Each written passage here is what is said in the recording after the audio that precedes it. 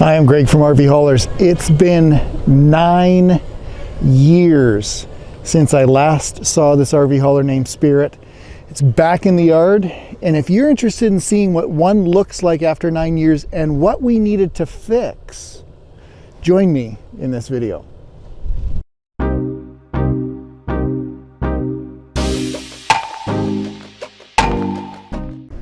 I originally built this custom RV hauler for Gene and Colleen in Florida 9 years ago. Delivered it all the way down south for them, and we had some great training together. Gene and Colleen have been full-timing for the last 9 years, and now they've decided to settle down in their favorite locations. And they contacted me to find a new home for Spirit, their RV hauler. This 09 Volvo Model 670 was set up, and still is set up, for taking a smart car along. All right, here's an example. I just pulled one out.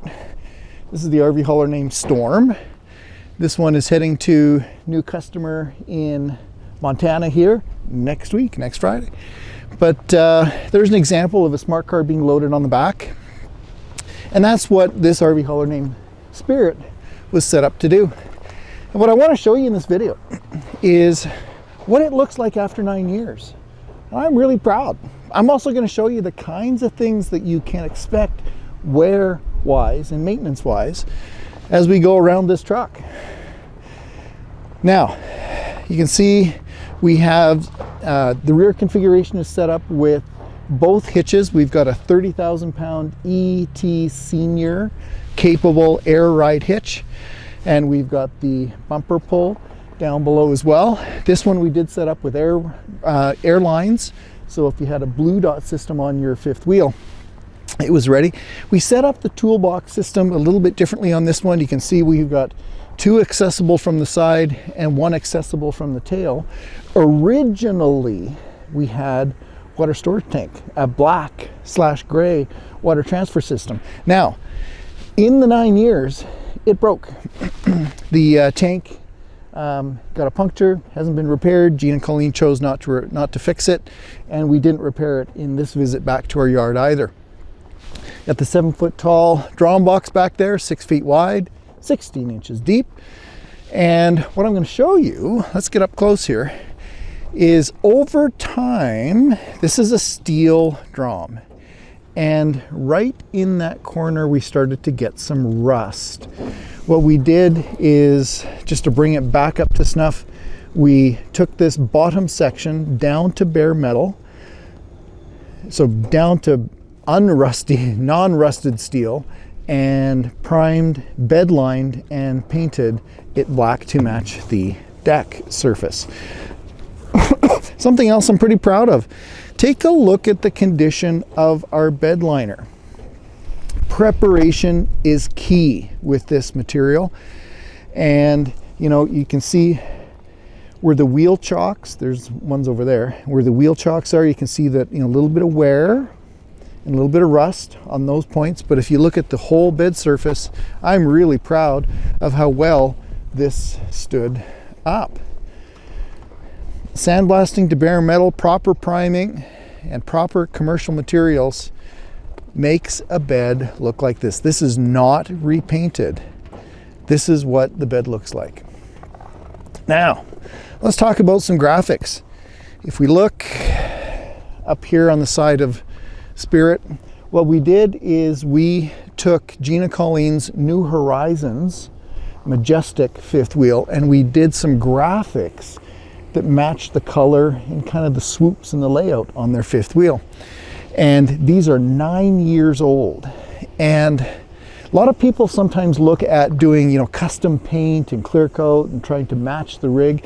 And I always point out that with really high quality graphics or vinyl, this is 3M material, it can last. This has been in Georgia, Florida, Texas for the last 9 years, and it still looks super. However, what did happen, and I left this on the other side to show you, is right here in this seam where there was a bit of a divot, it actually broke apart. I'll show you on the other side of the truck. I left it so you can see what it looked like. See right in this divot, right in here, it kind of fractured. So what I did on the other side, just to make it look nice, I haven't done it here yet, is I cut a fine line and actually introduced a white line here to match the seam that's right above the jockey box. So I'll be doing that over here as well. Rust. I know it's a 4-letter word, but let's talk about it for a second. If you watch some of my historical videos, you know that the drains that are on the bottom of these doors are a terrible design, in my opinion. The water kind of sits in there and these doors rust. This door started to get some rust across the bottom, and what you're seeing here is not a steel repair. What we did is we took it down to as much bare steel as we could, and we did a fiberglass repair.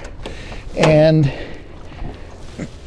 it looks, I think, it looks really, really good. So you can see these drain holes. Water would sit up in here and it would rust. It would just sit, it wouldn't drain properly.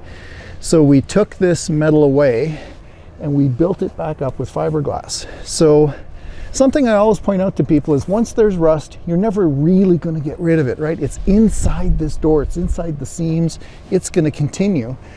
But what we've done here to mitigate it is we fiberglassed it, and then I'll show you, take a look here. This is a 3M adhesive chrome strip that we applied, and we're going to do the same here across the bottom of the door to cover up that little bit of work. Now, the reason that we didn't do steel repair is if you, so this is what it looks like when it's done.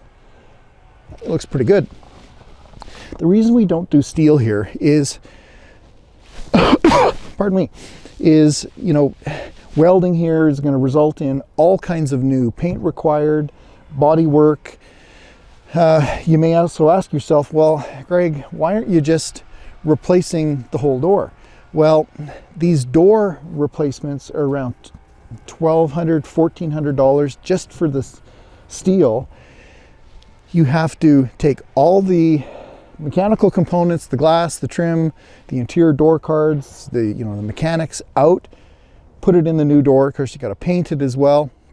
And the issue is we've got an 09 paint condition that we're trying to blend and paint. So, where do you stop? Right? If you repaint this door, you've got to blend into the rest of the truck, and it's such a large surface that I really feel it's hard. You end up wanting to do the whole truck. Well, this repair, granted, is not, perfect. It's not putting in a brand new door, but what it did do was when we get that piece of trim on there, it saves us a lot of money, right? Let's put our money into the fuel tank. I don't want to put it into a door and into some paint when, frankly, it still looks pretty good. Want to take a look at the inside? Let's go. Oh, pardon the gloves, folks. It is a cold day here in the yard, but work doesn't stop. So there is a seat that has had 610,000 miles of use, and they still look really nice. Now, swing around to the front. We've got our direct link brake controller. Just to show you mileage, there's the 610 1,000 miles on it.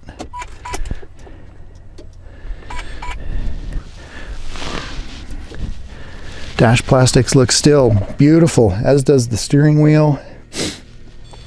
You might have saw we've got the hitch camera system there, Sirius satellite radio.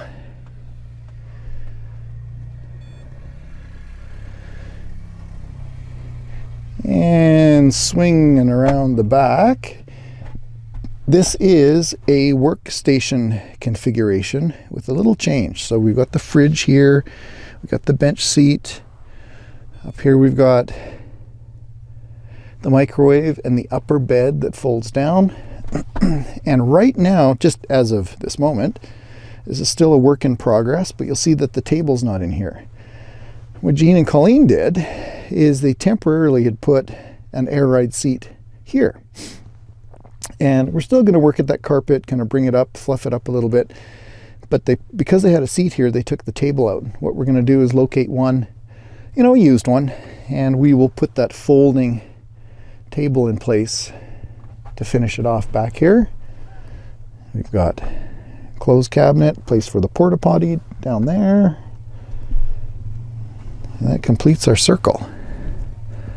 Now, some of the other repairs that we've done to Spirit is headlights. This truck was in, as I said, pretty warm conditions, Florida, Texas, Georgia, for the majority of its travels. And the headlights became hazed and yellowed and really weren't worth repairing. So we upgraded both the headlights and the driving lights to beautiful LED systems. So they got some nice halos around the headlights and the high beams, as we do with the driving lights. This is a used Magnum Moose bumper on the front. At the time, also another upgrade that we did here is, at the time that these trucks were coming out, the hood mirrors were a tripod system, right? It had kind of a tripod with a circular mirror up here. We removed those, and instead of fixing all these holes in the hood, we just left these stainless caps in place and stainless bolts, and we upgraded to the more modern hood mirrors. One of the key messages I share with folks is when we're evaluating or perhaps considering one of these RV haulers, the key thing to remember is you really can't wear them out, right? We started with an RV hauler. We used it and enjoyed it for 9 years, and it's ready with very little work for new owners. No different than this RV hauler in the back, heading to new owners as well. That one I originally built about 8 years ago for Ran and Joe in Philadelphia, and it's heading to Chris very shortly, in about a week, in Montana. So unlike pickup trucks, these things last a long while, and even pulling the great big loads that we can pull with them, it's hard to wear them out. Let's face it, you know, there are mechanical things that will fail. You got to deal with tires perhaps after 8 years. You know, they'll age out. You'll never wear them out. You are going to have mechanical things like an alternator or air compressor or air conditioning that might fail and need to be fixed. But the nice thing is we don't have a zero value at the end. We actually resell them for a considerable, you know, recovery. So the depreciation on these is something that I think is attractive. Wow, I've really just, without planned agenda, shared with you this RV hauler here in the yard. Thanks for taking a look at it. I appreciate your interest in my videos. If you can give me a thumbs up, you know that really helps us small businesses like ourselves. And of course, subscribe to the channel. Greg from RV Haulers. Thanks for watching.